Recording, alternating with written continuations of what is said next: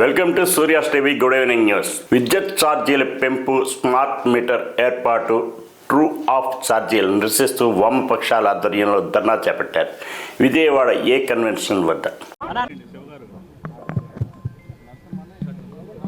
ఇవాళ AP electricity regulatory commission వారు మరి ప్రజాభిప్రాయ సేకరణ పేరుతో ప్రతి సంవత్సరం కూడా నిర్వహిస్తూ ఉన్నారు. కానీ మాకు అర్థం కాదు ఏమంటే ఏనాడు కూడా ప్రజాభిప్రాయం ప్రకారం వారు ఏ ఒక్క చర్య కూడా చేపట్టడం లేదు.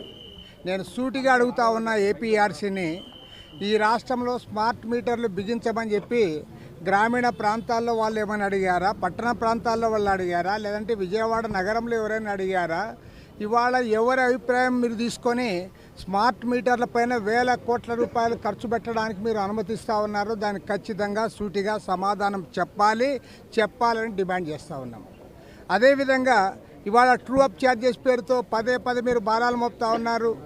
ఈ 5 మాసాల కాలంలోనే ఎన్నికల తరువాత మొదట 6,072 కోట్లు, ఆ తర్వాత 9,412 కోట్లు, దాదాపు 15,400 కోట్ల రూపాయల భారాన్ని మోపారు. మళ్ళీ ఇవాళ మేము ఛార్జీలు పెంచము అంటున్నారు. మీరు ఛార్జీలు పెంచకుండా ఏ రకంగా అదానితో అగ్రిమెంట్ చేసుకొని ఇవాళ ప్రజలపైన భారం పడుతుందని అందరూ చెప్పినా సరే ఏమాత్రం కూడా ఏపీఆర్సీ ఖాతరు చేయలేదు. మరి నేను ఒకటే సూటిగా అడుగుతా ఉన్నా, మీరు కన్జ్యూమర్ వైపు ఉన్నారా, కరప్ట్ పర్సన్ వైపు ఉన్నారా, మీరు చెప్పమని అడుగుతా ఉన్నా. ఎందుకంటే ఇవాళ అందరూ కూడా అంగీకరిస్తూ ఉన్నారు. 2021లో క్లియర్గా ప్రతి యూనిట్ పైన 50 పైసలు అదనంగా పడతా ఉంది. పైగా సోలార్ ఇక్కడ ఉత్పత్తి చేయకుండా రాజస్థాన్లో ఉత్పత్తి చేస్తూ ఉన్నారు. రాజస్థాన్ ప్రభుత్వానికి 8,000 కోట్ల రూపాయల పన్నులు వస్తాయి.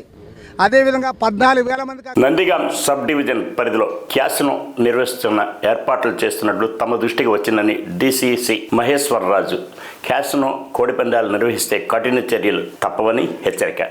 ఇప్పటికే కోడిపందాలు క్యాసినోపై స్పెషల్ టీమ్స్ వేశామని నందిగాం. ఈ సమాచారం ఇప్పుడిప్పుడే మాకు వస్తుంది. దీని మీద తగిన చర్యలు తీసుకోవడం జరుగుతుంది తప్పనిసరిగా. కోడిపందాల మీద కూడా ఆల్రెడీ టీమ్స్ ఫామ్ చేయడం జరిగింది. అన్ని డిపార్ట్మెంట్ల సౌజన్యంతో revenue, animal husbandry, police, Panchayati Raj డిపార్ట్మెంట్లతో కమిటీలుగా ఏర్పాటు చేయడం జరిగింది. వాళ్ళు కూడా సర్వేలెన్స్ నిఘా పెట్టడం జరిగింది. ఎక్కడ కూడా జరగకుండా అన్ని చర్యలు జిల్లా యంత్రాంగం తరఫున పోలీసు వారు కూడా జిల్లా యంత్రాంగం తరఫున తగు చర్యలు తీసుకుంటారు. కోడిపందాల పేరు చెప్తే ఆ క్యాసినో నిర్వహిస్తారా? పర్మిషన్ ఎట్టి పరిస్థితుల్లో ఉండదు. నిర్వహించడానికి లేకుండా తగు చర్యలు తీసుకుంటారు. సార్, గత కొన్ని సంవత్సరాలుగా సంక్రాంతి వచ్చే ముందు జిల్లా పోలీస్ యంత్రాంగం కానీ కలెక్టర్ గారు కానీ ఇదే స్టేట్మెంట్లు ఇస్తున్నారు. లాస్ట్ 3 రోజులు మాత్రం చేతులు ఎత్తేస్తున్నారని ఆరోపణ ఉందండి. ఆచరణలో చేయట్లేదని. అది తప్పకుండా చేస్తామండి. ఇప్పటికే బరులన్నీ ఏర్పాట్లు జరుగుతున్నాయి. అధికార పార్టీ నుంచి పోలీస్ డిపార్ట్మెంట్ కానీ ఓవర్లుగా ఆదేశాలు వచ్చి కట్టుకోవడానికి అలాంటిదేం లేదు. దీనిపై మేము విలేజ్ కోఆర్డినేషన్ కమిటీసు, అలాగే మండల కోఆర్డినేషన్ కమిటీసు, అలాగే డివిజన్ కూడా పెట్టాము. అవి డైలీ ఎక్కడ బరి ఉంది, వాళ్ళ ప్రిపరేషన్ ఉందో అక్కడ మేము విజిబుల్గా వెళ్ళి చెక్ చేస్తున్నాము. వాళ్ళకి వార్న్ కూడా చేస్తున్నాము. డే అండ్ నైట్ బీట్స్ కూడా సర్వ్ చేస్తున్నాము. ఆ ప్లేస్లో అక్కడ జరగడానికి ఎటువంటి అనుమతులు ఇవ్వలేదు. తర్వాత ఈ సందర్భంగా పాత్రికేయ మిత్రులకు ఇంకొక విషయం చెప్పదలుచుకున్నాము. ముఖ్యంగా మనకు యాక్సిడెంట్లు హైవే ఉండడం వల్ల విదేశాల్లో వైద్య విద్య అభ్యసించిన వైద్య విద్యార్థులకి తల్లిదండ్రులకు మాట్లాడారు. కానీ కష్టపడి పేషెంట్ ఏ కండిషన్ లో ఉన్నా వాళ్ళకి సర్వీస్ చేసే విద్యార్థులకి, ఈ ఇంటర్న్ చేసే మెడికోస్ కి చివరికి కనీసం స్టైపెండ్ కూడా ఇచ్చే దిక్కులేదు. మిగతా అన్ని రాష్ట్రాల్లో 3 సంవత్సరాల ఇంటర్న్షిప్ ఎక్కడ దేశవ్యాప్తంగా ఏ రాష్ట్రంలోనూ లేదు. ఈ రాష్ట్రానికే పట్టింది, దరిద్రం దాపురించింది.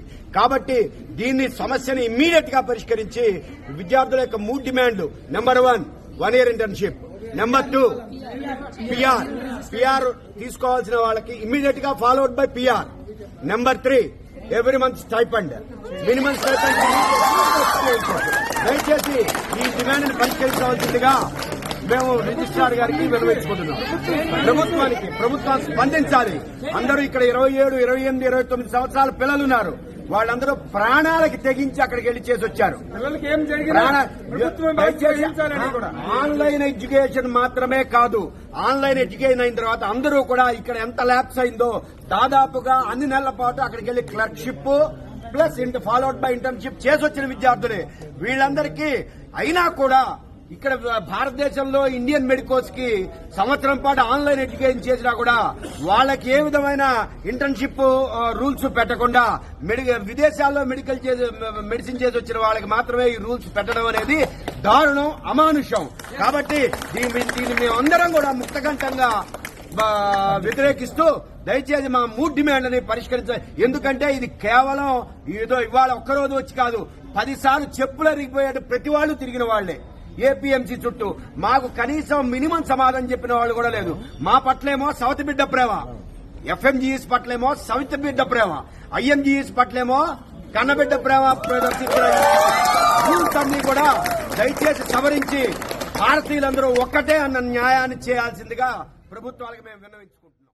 ద్విచక్ర వాహనదారులు క్షేమం కోసమే విజయవాడ వ్యాప్తంగా పోలీసులు హెల్మెట్ స్పెషల్ డ్రైవ్ నిర్వహిస్తున్నారన్నారు.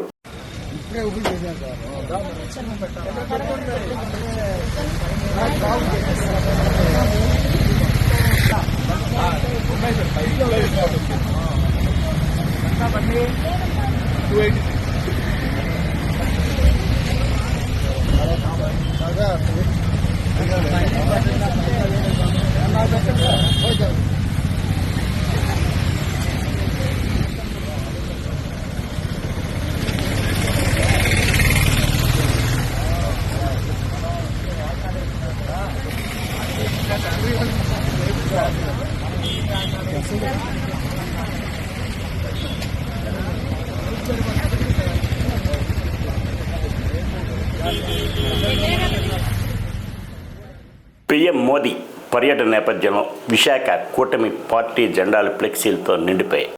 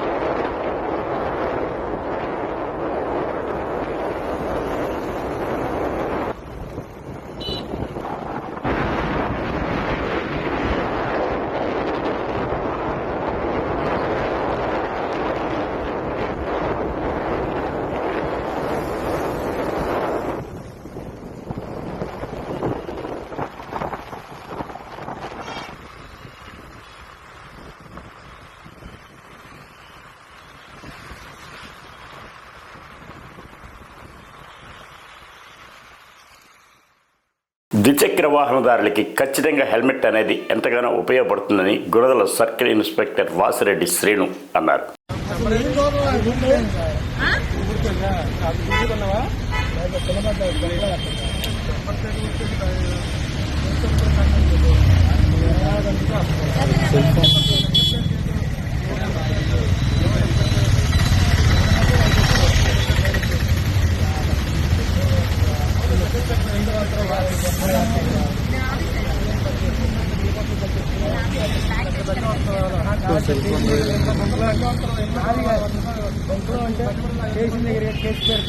అప్పుడు మీరు అందరూ కంప్లైంట్ చేశారు.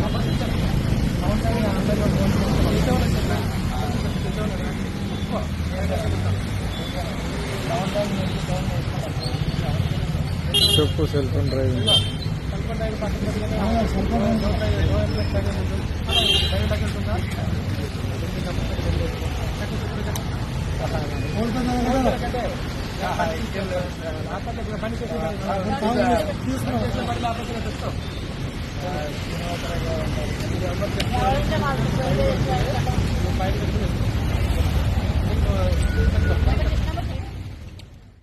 ఈ వార్తలు ఇంతటితో సమాప్తం.